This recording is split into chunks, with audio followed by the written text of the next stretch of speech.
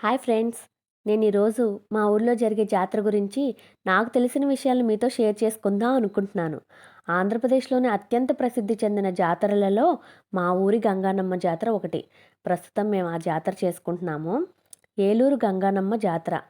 ఇంతకుముందు ఈ ఊరికి హేళాపూరి అని పేరు ఉండేది. అప్పటి నుంచి ఈ జాతర జరుగుతూనే ఉంది.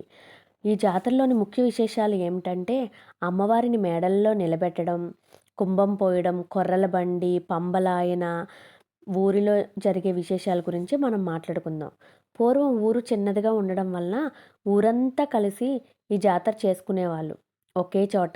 కానీ ఇప్పుడు ఊరు పెద్దది అవటంతో తూర్పు వీధి, పడమర వీధి, దక్షిణ వీధి, పవర్పేట, తంగెలమూడి అని 5 చోట్ల అమ్మవారిని నిలబెడుతున్నారు.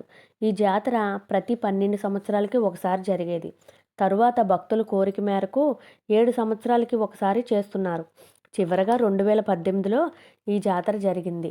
అక్టోబర్ 26, 2025 ముడుపు కట్టడంతో ఈ జాతర మొదలవుతుంది. ముడుపు వంగాయగూడెంలోని ఉండే శ్రీ ఆది మహాలక్ష్మి అమ్మవారి గుడిలో వేప చెట్టుకి కడతారు. కట్టి అమ్మవారి జీవిత చరిత్ర గురించి చెబుతారు. 3 నెలలు శ్రీ ఆది మహాలక్ష్మి, శ్రీ గంగానమ్మ, శ్రీ పోతురాజు, శ్రీ వినుకొండ అంకమ్మ తల్లితో పాటు 101 అక్కమ్మ దేవతలను కొలవడం జరుగుతుంది. ముగ్గురు అమ్మలకి 3 మేడలు కడతారు. 3 రాత్రులు 4 పగళ్ళు నగర సంచారం చేసిన తర్వాత మేడలలో ప్రవేశపెడతారు. గంగానమ్మకి, మహాలక్ష్మి అమ్మవారికి మధ్యలో పోతురాజు స్వామిని పెడతారు. జాతర జరిగే 3 నెలలు ఊరిలో అందరూ పండుగలు, పుట్టినరోజులు, పెళ్ళిళ్ళు చేసుకోరు. నూతన వస్త్రాలు కూడా కట్టుకోరు. అశుభకార్యాలు మాత్రం ఆడంబరం లేకుండా చేసుకుంటారు. అమ్మవారి మేడలు తాటాకులతో, పువ్వులతో చాలా అందంగా ఉంటాయి.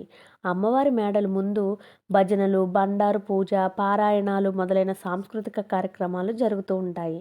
అమ్మవారికి చద్దేపారం, చీర, జాకెట్టు, పసుపు, కుంకుమ, పానకం, చలివిడి, గాజులు, పువ్వులు సమర్పిస్తారు.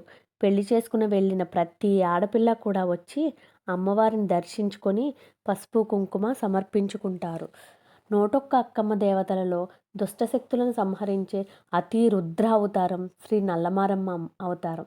8/1/2026 గురువారం ఉదయం 8:35 నుంచి సాయంత్రం 6:30 వరకు మాత్రమే మేడలలో ఉంచి సాగనంపుతారు. ఈ నల్లమారమ్మ అమ్మవారిని దర్శనం చేసుకుంటే నరదిష్టి పోతుంది అని భక్తుల నమ్మకం. జాతర సమయంలో తప్ప ఈ అమ్మవారిని దర్శించుకోలేము. అమ్మవారికి 3 చోడరొట్టెలు, కారం ముద్ద, వెన్న ముద్ద, 2 చుట్టలు, అగ్గిపెట్టి, నల్ల జాకెట్ ముక్క, నల్ల గాజులు, కొబ్బరికాయ సమర్పించాలి. కొర్లబండి. ఒక వేప చెట్టుతో ఒక్క మేకు కూడా కొట్టకుండా ఈ బండిని తయారు చేస్తారు.